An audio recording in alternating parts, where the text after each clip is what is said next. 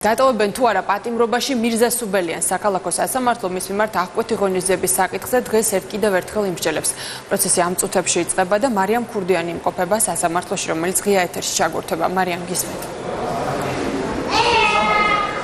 დიახ, როგორც თქვენ უკვე აღნიშნეთ, სასამართლო პროცესი უკვე დაწყებული არის. მე გეტყვით, რომ დღევანდელ ხტომაზე იქნება ორი ბრალდებული, ეს არის მირზა სუბელიანი და მერაბ მორჩაძე. მე გეტყვით, რომ მერაბ მორჩაძის ახლობლები აპროტესტებენ სწორედ ამ ფაქტს, რომ ორივე ბრალდებულის პროცესი მიმდინარეობს ერთი და იგივე დროს და ერთდროულად მორჩაძის ახლობლები აცხადებენ, რომ სწორედ მირზა სუბელიანის გამო მოხდა მერაბ მორჩაძის დაკავება. რაც შეეხება საქმის სხვა გარემოებებს, დღევანდელ სასამართლოს ხტომაზე ბრალდების მხარე კვლავაც მოითხოვს, რომ ორივე ბრალდებული დარჩეს პატიმრობაში. ისინი აცხადებენ, რომ არსებობს როგორც მოწმეებზე ზეწოლის, ასევე მტკიცებულებების განადგურების საფრთხე.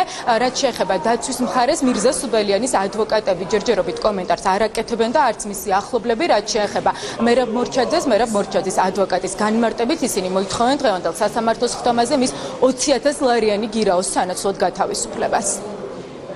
ექსპერტიზების დანიშნვის გამო წინა სასამართლო სხდომის ვადის გაგრძელების მოთხოვნა პრინციპში არასწორია სამართლებრივად, თუმცა მივიღეთ ის მოცემულობა, რომ საქალაქო სასამართლოს მიერ განხორციელდა ვადის გაგრძელება წინა სასამართლო სხდომისა და ჩანიშნულია 18 სექტემბერს, ხოლო დღევანდელ სასამართლო პროცესზე სასამართლომ უნდა იმსჯელოს აღკვეთი ღონისძიების საკითხთან დაკავშირებით და დაცვის მხარეს გააჩნია გონივრული ვარაუდი იმისა, რომ სასამართლო მოისმენს არა მხოლოდ მოსმენისათვის დაცვის მხარის პოზიციას, არამედ მიიღებს ობიექტურ გადაწყვეტილებას. არანაირი გარემოება, ახალი გარემოება, რომელიც ასე ვთქვათ აღნიშნულ აღკვეთის ღონისძიების შეცვლას გამოიწვევდა არ არსებობს. აქედან გამომდინარე, ბრალდების მხარე კვლავ იშუამდგომლებს, რომ აღკვეთის ღონისძიების სახით შეფარდებული პატიმრობა ორივე ბრალდებულთან მიმართებით დარჩეს ძალაში.